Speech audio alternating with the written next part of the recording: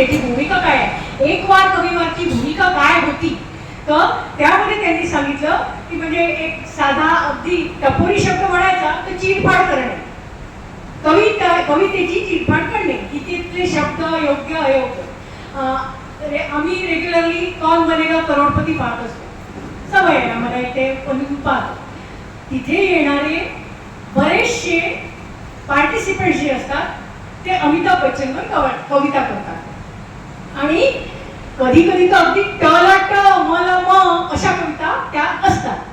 अमिताभ बच्चन बिचारा वाह वाह बहुत अच्छा बहुत अच्छा बहुत बहुत बढ़िया क्या बात है असं. तर आता ही जी भूमिका मांडली त्याच्यात मी जे म्हटलं की कविवारचा मुख्य उद्देश होता की विनाकारण टाळ्या वाजवायच्या नाही तर समोरच्याच्या चुका सांगायच्या. म्हणजे मुद्दाम कोणीही काही करणार नाही, चांगल्याला चांगलंच म्हणणार आहे निश्चितच, पण ते म्हणत असताना काही त्याच्यात आणखी काही प्रगती व्हावी, त्या कवितांमध्ये आणखी हे नवीन काही समाविष्ट व्हावं या दृष्टिकोनातून त्याच्यात म्हणजे त्याच्यात सूचना यायच्या आणि सौम्य सूचना असायच्या. बरं म्हणजे सुरुवातीला एक दोन वेळा असंही अनुभव आले की समोरच्याला कदाचित सूचना मान्य नाही राहायच्या, तर समोरच्याची नाराजी व्हायची की माझ्या कवितावर यांनी असं कमेंट केले, अशी ही नाराजी प्रगट केलेली आहे. अनेक लोक तर आले सुद्धा नाही. अनेकदा असंही झालं की त्या कवितांमध्ये कुणीतरी कुठल्या तरी एखाद्या प्रसिद्ध कवीची पहिल्या दोन ओळी उचलून, म्हणजे हा मी आपल्या अनुभवाने सांगते आहे, पहिल्या दोन ओळी उचलून मागची शेवटच्या 4 ओळी लिहायच्या आणि कविता सादरीकरण माझी कविता म्हणून सादरी करायची. तिथे हा कविवारमध्ये एक हे होतं की माझी कविताच फक्त चालायची, दुसऱ्या कोणाचीही कविता नाही. तिथे स्वतःचीच कविता म्हटल्या जायची आणि सादरीकरण तिथे व्हायची. तर असेही प्रकार झाले. आणि मग जर जेव्हा ही गोष्ट लक्षात यायला लागली की ही कविता कोणी टोकलं एकदम, तर कदाचित समोरच्या व्यक्तीची नाराजी झाली, त्याच्यानंतर पुढे ते आले नाही आले, संपर्कात नाही आले, अशाही गोष्टी होणारच आहे. जेव्हा 4 लोक एकत्र होणार आहे त्याच्यामुळे. आणि मी जी पद्धत सांगते आहे की कविवारचा जो उद्देश होता, एक वार कविवारचा उद्देश होता की प्रत्येकाची त्या कवितेपेक्षा आज तो ज्या स्थितीत आहे त्याच्यापेक्षा पुढे गेला पाहिजे, त्याची कविता प्रगल्भ झाली पाहिजे, हा एक तो उद्देश होता. तर त्या उद्देशाने असेही अनुभव आम्हाला आले आणि त्याच्यात सुद्धा श्रोता म्हणून मी एक म्हणजे भाग घेतला. हळूहळू लक्षात यायला लागलं की कवी हे जे आहे हे थोडे थोडे जे अगदी साधे होते, म्हणजे जसं किशोर जामदारांनी सांगितलं की एक वार कविवारवर श्रोता म्हणून गेलो आणि कविता लिहायला लागलो, असे एकच नव्हते, असे अनेक लोक होते, किंबहुना असेही होते टाळाटाळ करणारे कवीही होते.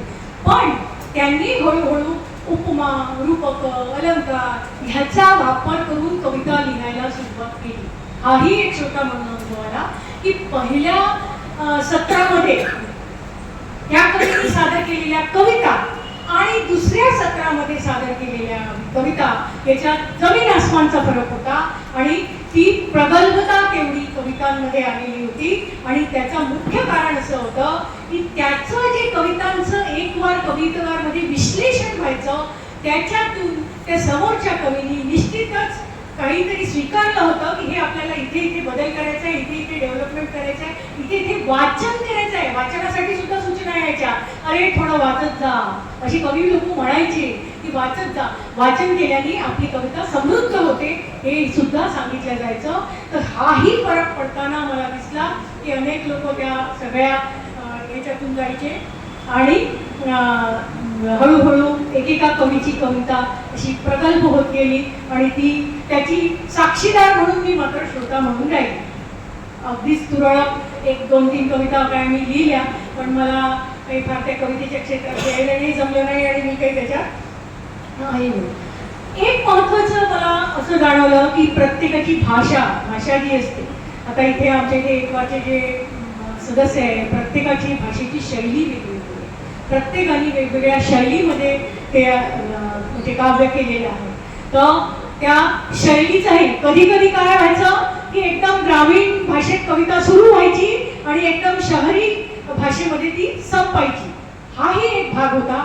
तर मला श्रोता म्हणून हे सुद्धा जाणवायला लागलं की इथे हे फरक जाणवतो आहे की ही या तर ग्रामीण ह्याच्यातच पूर्ण राहावी, नाही तर पूर्ण शहरी भाषेत यावी किंवा गोंड भाषेत आहे, गोंड भाषेची जर त्याच्यात संदर्भ घेतलेली आहे तर त्याचं ते कुठेतरी संदर्भ आणि ते सगळं दिसायला पाहिजे कवितेत. आणि त्यानंतर मग नाही तर मग तुम्ही एक भाषा निवडा आणि ती त्या ह्याच्यावर करा. तर ह्या भाषेचंही तिथे विचार व्हायचा. नुसतं असंच नाही की अरे तुम्ही ही भाषा सुरुवात तर तुम्ही या भाषेपासून केली, पण तुम्ही ती संबोधना तुमची भाषा कुठेतरी खटकणारी आहे असं सुद्धा प्रतिक्रिया कविवारमध्ये यायच्या आणि ते सगळे कवी लोक त्याच्यात हे करायचे.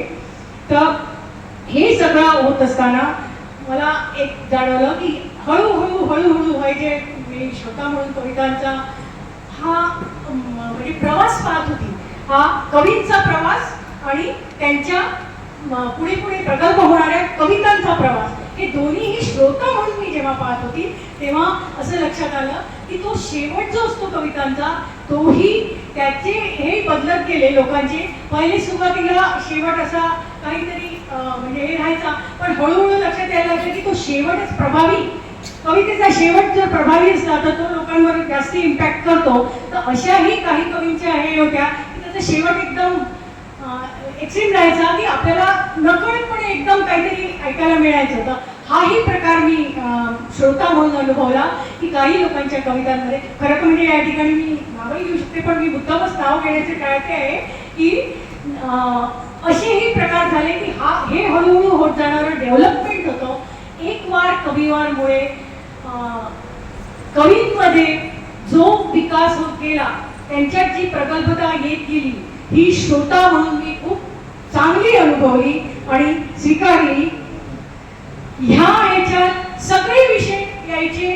मग ते तत्कालीन विषय म्हणजे कुठल्या तरी गोष्टीचा होणारा संताप म्हणा.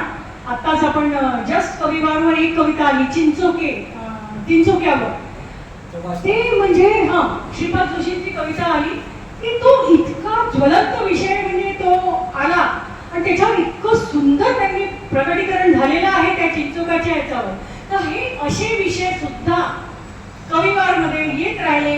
ज्याच्या वेळी जे सामाजिक काही अशा घटना घडत गेल्या, ज्या उद्रेक निर्माण करणाऱ्या होत्या, मन अस्वस्थ करणाऱ्या होत्या, त्या सर्वावर हे कविवारमध्ये प्रगटीकरण व्हायचं. प्रत्येक कवी म्हणजे कवी त्याच्यावर बोलते व्हायचे आणि कविता करायचे.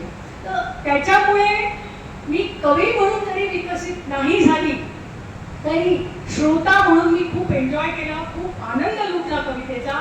साहित्याशी जो मला कुठलाही संबंध नव्हता तो संबंध मला जोडता आला आणि तो संबंध ठीक आहे की आज कविवार जरी नाही आहे तरी एका अर्थाने की मी साहित्याशी थोडी बहुत जोडल्या गेलेली आहे. आणि म्हणजे या विकासाची एक साक्षीदार म्हणून, श्रोता म्हणून त्या कविवारमध्ये जो ज्या कवींचा विकास झालेला आहे, जे प्रगल्भ होते ते आणखी प्रगल्भ झालेले आहेत, जे कवीच नव्हते ते कवी झालेले आहेत, असेही काही लोक आहेत. त्या सर्वांचा याची मी साक्षीदार म्हणून, श्रोता म्हणून तिथे उपस्थित होती आणि हा प्रवास मी सुद्धा खूप एन्जॉय केला एवढं मला सांगावं असं वाटतं.